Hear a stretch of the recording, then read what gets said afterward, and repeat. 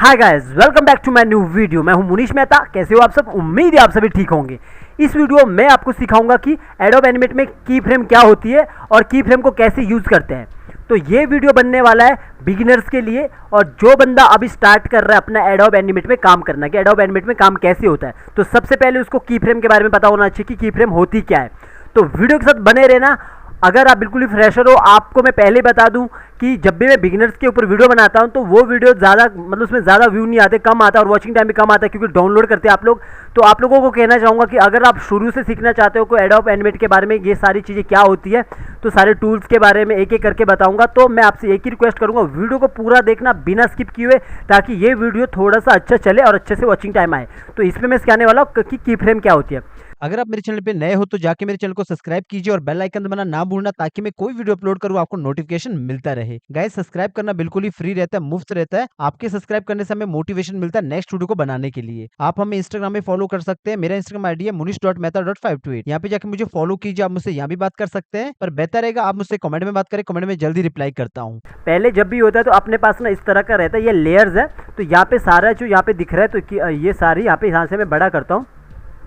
तो ये यहाँ पे की यहाँ पे एक ये फ्रेम है। तो यहाँ पे फ्रेम है। तो अब क्या होता है, आपका एक नॉर्मल की फ्रेम होता है, एक होता है मतलब ब्लैंक की फ्रेम। तो यहाँ पे क्या करता है, ये कैसे काम करता है, ये मैं आपको बताऊँगा। तो जैसे यहाँ पे देखोगे, बिल्कुल यहाँ पे ब्लैंक की फ्रेम है और ब्लैंक की फ्रेम कैसे, उसका ब्लैंक की फ्रेम का जो शॉर्टकट होता है वो कैसे होता है। F7 से हमारा ब्लैंक की फ्रेम आता है। उससे पहले हम यहाँ पे एक चीज़ सीखेंगे। अब मान के चलो, ये यहाँ पे देखो, यहाँ पे जो नज़र आ रहा है ये ब्लैंक है, बिल्कुल ब्लैंक की फ्रेम है। अब मैं यहाँ पे कुछ भी ड्रॉ करता हूँ। मान के चलो मैंने यहाँ पे एक सर्कल बना दिया है ना, मान के चलो ये सर्कल बना दिया। और ये सर्कल जैसे ही बनाता हूँ तो यहाँ पे देखो ये कैसे बन जाता है। यहाँ पे देख रहे होंगे आप, इसको थोड़ा बड़ा करता हूँ। तो ये जो है ना, ये फ्रेम है। यहाँ पे जो दिख रहा है ये फ्रेम है और यहाँ पे जो दिख रहा है आपको ब्लैक हो गया, ये यहाँ पे अब आ चुका है एक मतलब नॉर्मल की फ्रेम। ठीक है, पहले तो ब्लैंक की फ्रेम था, अब ये नॉर्मल की फ्रेम है।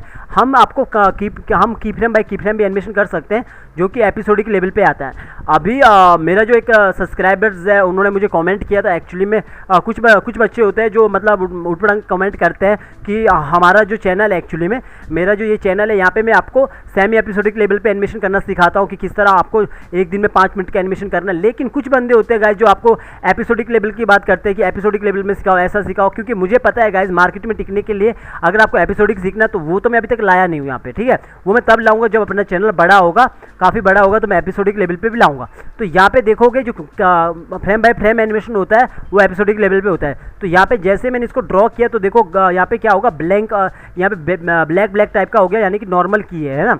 तो इस पर हम एनिमेशन करते हैं। जैसे देखो इस डब्बे को जो गोले को है मैं डिलीट करता हूँ। डिलीट मैंने खाली डिलीट प्रेस कर दिया तो यहाँ पे ये बिल्कुल खाली हो जाता है, यानी कि ब्लैंक की फ्रेम है। तो यहाँ पे अभी जैसे अब आपको पता लग चुका है, जैसे मैं यहाँ पे कोई भी सर्कल बनाता हूँ तो ये फिलअप यहाँ पे पूरा ब्लैक हो जाता है, ये नॉर्मल की आ जाता है। अब जो ये नॉर्मल की है मैं इसको यहाँ पे रखता हूँ नॉर्मल यहाँ पे। तो अब जैसे ये है, अब आपको आगे स्टेप बाय स्टेप आप काम कर सकते हो। जैसे कि अगर मैं चाहूँ तो यहाँ पे अब अगला की लगाना है, कैसे लगाना है, मुझे शॉर्टकट की है मेरा F6 से आप आगे नॉर्मल की लगाओगे F6। तो F6 से मैं थोड़ा आगे करूँगा तो इस तरह ये आगे पीछे इस तरह चलेगा ऐसा। तो ये है नॉर्मल तरीका। गाइज, अगर आप नए हो, आपको लग रहा है मैं क्या बता रहा हूँ, ये फ्रेशर के लिए, बिल्कुल ही ऐसे फ्रेशर जिन्होंने अभी ये एनिमेट को ओपन किया ही है। अगर आपको पता होगा मेरे चैनल के बारे में तो आपको पता होगा यहाँ पे मैं कितनी सारी वीडियो बना चुका हूँ। तो आपको पुराने वीडियो जरूर देखना बिना कमेंट किए हुए, क्योंकि गाइज यहाँ पे मैं आपको जो भी चीज़ बताता हूँ फ्री में बताता हूँ। अगर आपको क्लास ज्वाइन करना उसके लिए आपको पे करना होगा। ठीक है, तो यहाँ पे देखोगे इस तरह ये फिलअप हो चुका है। ठीक है, तो ऐसा हम स्टेप बाय स्टेप भी काम कर सकते हैं। वो हो गया अपना जो भी होता है एपिसोडिक टाइप का एनिमेशन। इस पर ये मैं नॉर्मली गोले को लेके चला हूँ आपको, है ना। तो ये स्पीड बाकी ऐसा मायने करता है। जैसे मैंने यहाँ पे F6 कर दिया, अब मैं थोड़ा सा इस तरफ ला रहा हूँ तो आगे जाके स्पीड कम हो जाता है ऐसा। तो जितना मैं आगे लाता रहूँगा, आगे लाया और इसको थोड़ा सा मामूली सा और कम किया, और आगे लाया F6 किया तो थोड़ा सा इतना कम कर दिया, और आगे लाया F6 किया, तो इस तरह मैंने इतना कर दिया। तो ये कैसा आएगा, ये ऐसा आएगा ऐसा। तो ये देखो एक्चुअली में मैं इस तरह, ये फ्रेम बाय फ्रेम एनिमेशन होता है। तो ये अपना क्या लगा है, F6 से नॉर्मल की लगा है। अब ये नॉर्मल की लगा, मैं तो सारा ट्विन में सिखाता हूँ। अगर आपने मेरे सारे वीडियो देखे होंगे मैं ट्विन में एनिमेशन सिखाता हूँ। तो ये नॉर्मल की फ्रेम होगा। अब आपको इतना पता लग गया जो नॉर्मल की फ्रेम में कैसे लगती है और इस तरह लगता है। और आप एनिमेशन भी कर सकते हो, आप कुछ भी यहाँ पे ड्राइंग बना के आपका अपना काम कर सकते हो। कोई भी आपका अपना पेन टूल से अगर अपना कोई भी यहाँ पे शेप बना के आप काम कर सकते हो, है ना। तो ये आपको पता लग चुका है कि नॉर्मल की फ्रेम कैसा होता है और हम किस तरह इसका यूज़ कर सकते हैं फ्रेम बाय फ्रेम। वैसे तो मैं ये आपको बताऊंगा आगे जाके कि इसको मैं ट्विन के साथ कैसे काम करता हूँ इसका। तो ये हो चुका है। अब अगर मुझे मान के चलो ये की फ्रेम है और दोनों की फ्रेम है, इन दोनों की फ्रेम में मुझे इसको इसमें मुझे एक स्पेस देना है। मान के चलो मुझे यहाँ पे थोड़ा सा एक की फ्रेम का स्पेस देना है और यहाँ पे देखो मेरा की यहाँ पे लग चुका है। तो मैं क्या करूँगा, F7 को प्रेस करूँगा। मुझे F7 प्रेस करना है। तो मैंने क्या किया, जैसे मैं F7 कह रहा हूँ, F5 प्रेस करना है। F5 जैसे प्रेस करता हूँ तो इस तरफ आगे आ जाता है। तो इस तरह आगे आ जाता है। यहाँ पे देखोगे मैंने यहाँ पे इसको बहुत ज़्यादा करके रखा है। यहाँ पे आओगे बहुत ज़्यादा स्पेस बढ़ा के रखा। जैसे मैं स्पेस को कम करता हूँ तो इस तरह कम हो जाता है ऐसा। तो मैं आपको दिखाने के लिए इसको यहाँ पे स्पेस बढ़ा के रखा। इसको मैं चौड़ा भी कर सकता हूँ। यहाँ पे आऊँगा तो प्रॉपर्टीज़ में यहाँ पे इस पर यहाँ पे आने के बाद इसको मैं 200% कर सकता हूँ। 200% करूँगा और यस करूँगा तो ये चौड़ा हो जाएगा ऐसा। ये आपको दिखाने के लिए कर रहा हूँ मैं, ठीक है। तो यहाँ पे देखोगे जितना मैं F5 करूँगा उतना ये बढ़ता रहेगा। ये पूरा का पूरा एक ड्राइंग है और इसके बीच में आप और भी चीज़ कर सकते हो, तो मतलब और भी चीज़ ऐड कर सकते हो। तो अपना इस तरह एनिमेशन हो गया। ये नॉर्मल सा बता रहा हूँ, की फ्रेम के बारे में बता रहा हूँ, एनिमेशन के बारे में नहीं, ठीक है। तो ये हो चुका है। अब आते हैं कि F7 से जो ब्लैंक की फ्रेम लगता है वो कैसे होता है। अब मान के चलो मैं यहाँ पे आया, मैंने यहाँ पे F7 करना है। तो यहाँ पे आया F7 करना है। ये अभी बिल्कुल चौड़ा दिखा रहा है बिकॉज मैंने यहाँ से इसको बड़ा किया है। तो अभी मैंने यहाँ पे F7 करना है। तो F7 करने से देखो यहाँ पे हट चुका है और यहाँ पे देखो खाली हो चुका है। तो ये जो खाली हो चुका है ये F7 से हमारा ब्लैंक की फ्रेम आ चुका है। तो यहाँ पे ये खाली हो चुका है, यहाँ से वो हट चुका है। तो अभी जैसे यहाँ से हट चुका है और यहाँ पे भी मुझे कुछ नया चीज़ क्रिएट करना है तो मैं यहाँ पे क्रिएट कर सकता हूँ।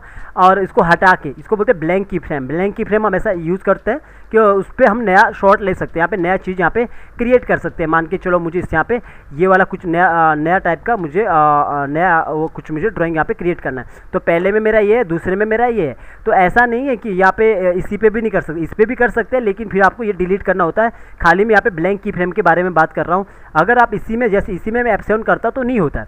कभी भी की के ऊपर F7 करोगे नहीं होता। जैसे ही आप आगे आते हो जो खाली स्पेस है यहाँ पे जाके F7 करो तो वो F7 हो जाता है। ये ब्लैंक की फ्रेम है। तो ये हो चुका अपना इतना।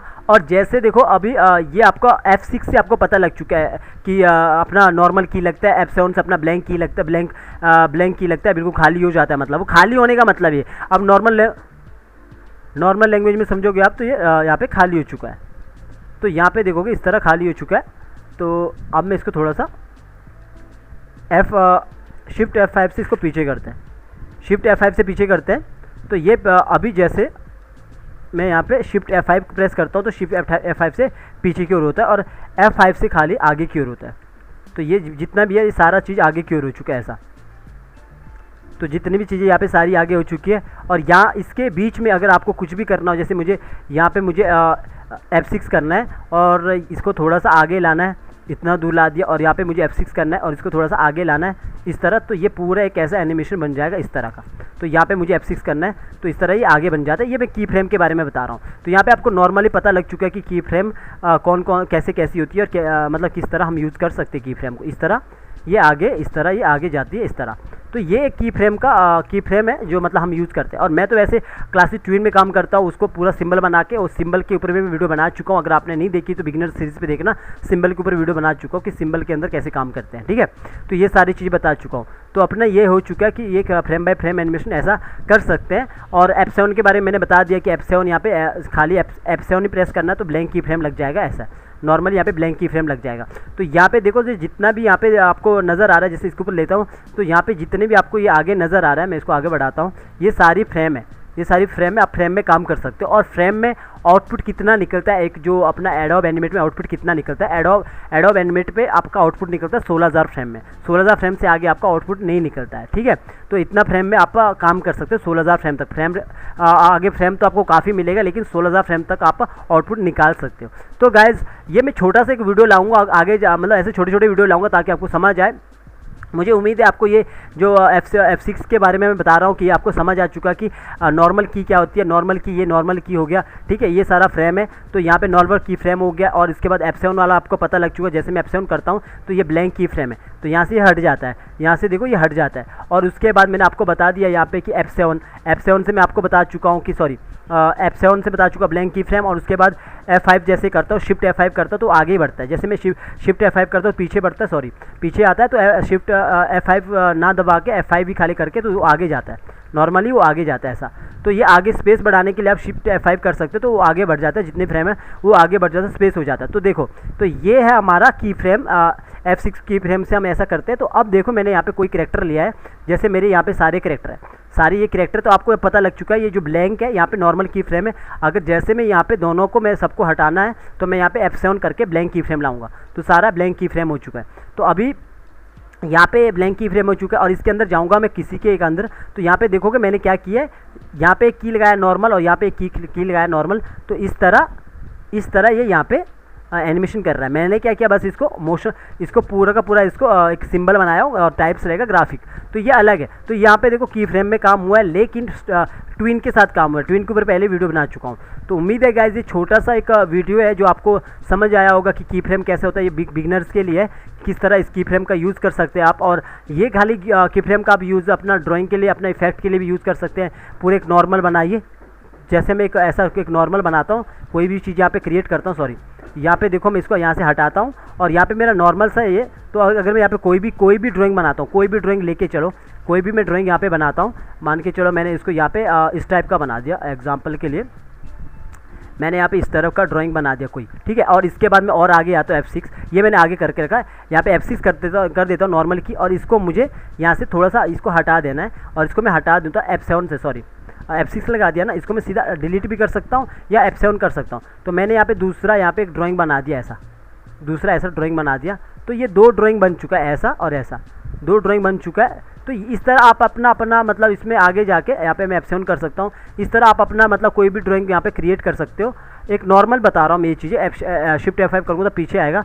तो अपना एक नॉर्मल सा एक चीज़ बता रहा हूँ आपको किस तरह आप ऐसा काम कर सकते हैं फ्रेम बाय फ्रेम। वैसे मेरा मकसद यहाँ पे आपको बताना था कि जो ब्लैंक वाली की फ्रेम होती है, कैसे ब्लैंक की फ्रेम क्या होती है और नॉर्मल जो F7 से करते हैं वो की फ्रेम क्या होती है, बिगिनर्स के लिए है कि कैसा हम इसको यूज़ कर सकते हैं। यूज़ करने के लिए मैंने यहाँ पे भी बता दिया कि आपको कि किस तरह हमें अगर आगे से हटाना है तो इस तरह आपको सीधा हटा सकते हैं। क्लियर करने के लिए यहाँ पे देखो क्लियर की फ्रेम लिखा, तो आगे आ जाता है सीधा, नॉर्मल से आगे आ जाता है, सारा ये आगे आ जाता है, ठीक है।